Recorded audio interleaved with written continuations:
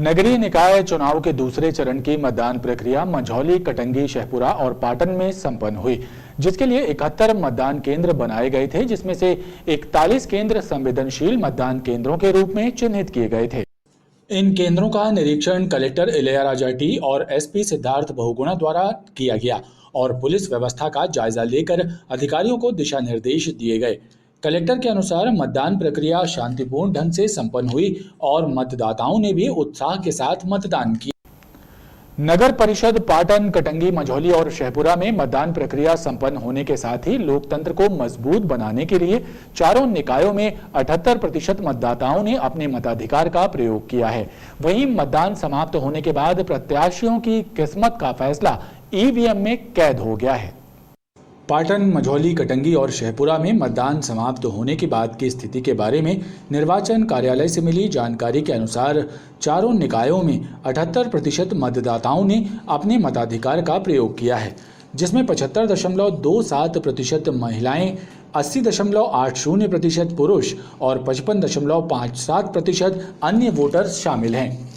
वहीं बात करें सर्वाधिक मतदान वाले निकाय की तो नगर परिषद पाटन में 81.50% मतदान हुआ है, जबकि मंझौली में 79.50%, कटंगी में 77.90% से अधिक और शहपुरा में 73.20% मतदान हुआ है। बाल मृत्यु दर में कमी लाने के लिए 18 जुलाई से 31 अगस्त तक स्वास्थ्य विभाग द्वारा दस्तक अभियान चलाया जाएगा, जिसके तहत गठित टीमें घर घर दस्तक देकर 5 वर्ष से कम आयु के बच्चों की बीमारियों की जांच करेंगी और उनको उपचार प्रदान कराएंगी। स्वास्थ्य महकमे द्वारा 18 जुलाई से 31 अगस्त तक दस्तक अभियान चलाया जाएगा। जिला टीकाकरण अधिकारी के अनुसार इस अभियान का उद्देश्य 5 वर्ष से कम आयु के बच्चों की बीमारियों की जांच कर उन्हें उपचार प्रदान कराना है, ताकि बाल मृत्यु दर कम हो सके। इसके लिए आशा उषा कार्यकर्ता और महिला बाल विकास विभाग के सहयोग से गठित टीमों के द्वारा जिले के हर घर में दस्तक देकर ऐसे बच्चों को चिन्हित किया जाएगा।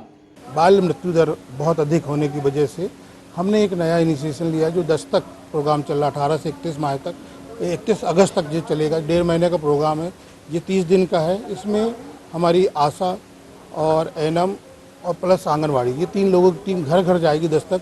और बिलो 5 ईयर, जो 5 साल के नीचे वाले बच्चे हैं जिनको किसी भी प्रकार की बीमारी होगी उसका वहीं स्क्रीन करेंगी, अगर ट्रीटमेंट लायक हो तो वहाँ उपचार भी करेंगी, प्लस साथ में अगर रेफर करने लायक है तो उनको उस संस्था में करेंगी जहां उनको सेवाएं मिल सके। इससे हम बाल मृत्यु दर को तुरंत कम कर। निःशुल्क खाद्यान्न के लिए अपात्र व्यक्ति भी पात्रता पर्ची की डिमांड कर रहे हैं और नहीं मिलने पर सीएम हेल्पलाइन में शिकायतें करते हैं, जिसकी वजह से सीएम हेल्पलाइन में शिकायतों की पेंडेंसी ज्यादा है। अधिकारियों का कहना है कि जागरूकता जरूरी है। सीएम हेल्पलाइन में गेहूं उपार्जन का भुगतान नहीं मिलने की शिकायतें सबसे ज्यादा हैं। इसके साथ ही पात्रता पर्ची नहीं मिलने की शिकायतें भी देरी से निराकृत हो पाती हैं। जिला आपूर्ति नियंत्रक का कहना है कि निःशुल्क खाद्यान्न प्राप्त करने के लिए अपात्र व्यक्ति भी आवेदन करते हैं, इसलिए स्थिति सुलझने का नाम नहीं ले रही है। सीएम हेल्पलाइन में जिला पिछड़ जाता है। पिछले हफ्ते हमारे पास लगभग 1300 शिकायतें थी, जिनमें अधिकांश शिकायतें हमारी गेहूं उपार्जन के भुगतान से संबंधित थी। इस हफ्ते में हमारे द्वारा लगभग 500 गेहूं भुगतान की शिकायतों को संतुष्टिपूर्वक बंद किया गया है।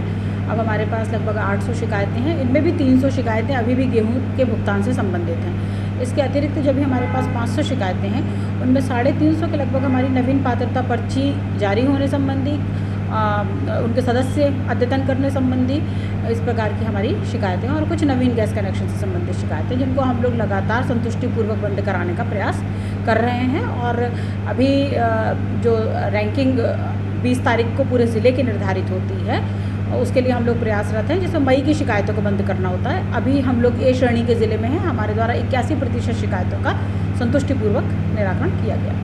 अधिकारियों का कहना है कि अधिकारियों की कोशिशों के साथ जनता का जागरूक होना भी जरूरी है।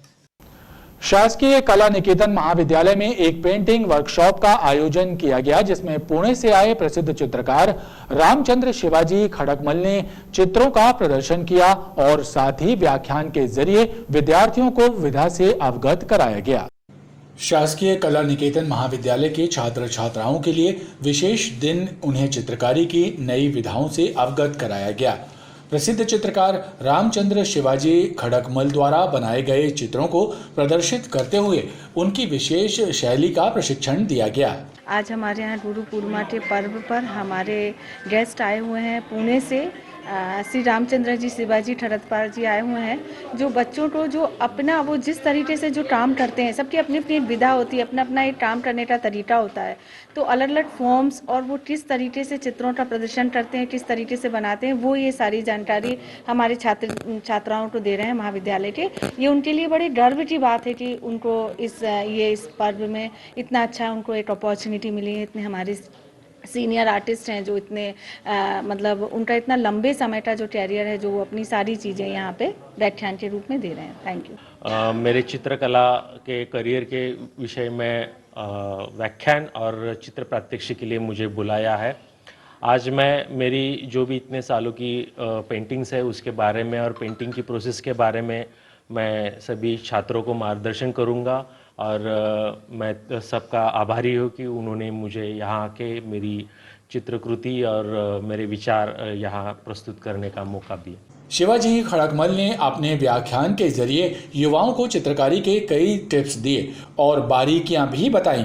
जनरेशन मोड और स्नैप के ऊपर बहुत डिपेंड करते हैं। स्केच करके जो भी स्ट्राइक हुआ है कैसे भी स्केच करो, इतना फाइन होना चाहिए ऐसा नहीं। मदन महल से दमोनाका तक बनने वाले ओवर ब्रिज के निर्माण कार्य के दौरान मदन महल दशमेश द्वार के पास रोजाना ट्रैफिक जाम के हालात बन रहे हैं, जिससे लोगों को आवागमन में काफी परेशानी उठानी पड़ रही है। मदन महल दशमेश द्वार में रोजाना ट्रैफिक जाम के हालात बन रहे हैं। काफी देर तक लगे जाम में वाहन रेंगते नजर आए और लोगों को भी अपने गंतव्य स्थान तक पहुंचने में लेट लतीफी का सामना करना पड़ता है। कमोवेश रानीताल दमोनाका में कुछ ऐसी ही स्थिति निर्मित हो रही है। दरअसल मदन महल से दमोनाका की ओर जाने के लिए बनाए जा रहे ओवर ब्रिज का निर्माण कार्य जारी होने के कारण ट्रैफिक जाम के हालात बन रहे हैं।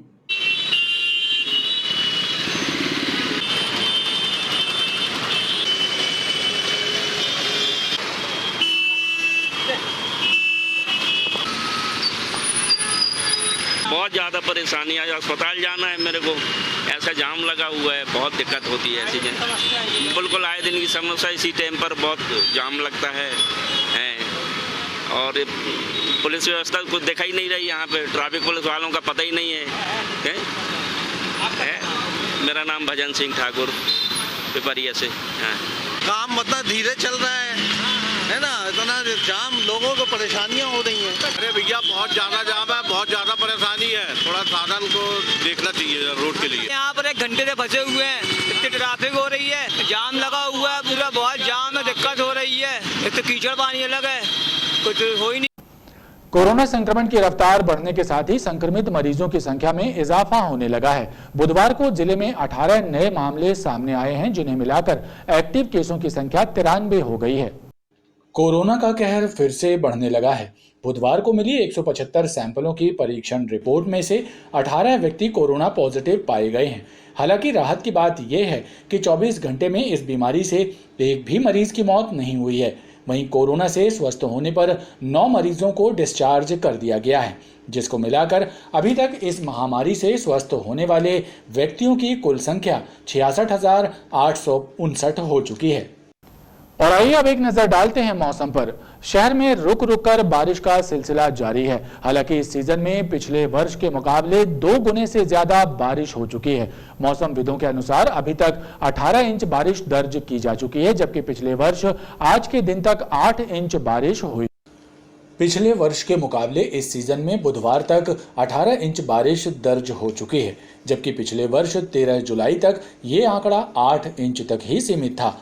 मौसम वैज्ञानिकों का कहना है कि बारिश का दौर जारी रहेगा और आगामी 24 घंटे में संभाग के कई स्थानों में गरज चमक के साथ बारिश होगी।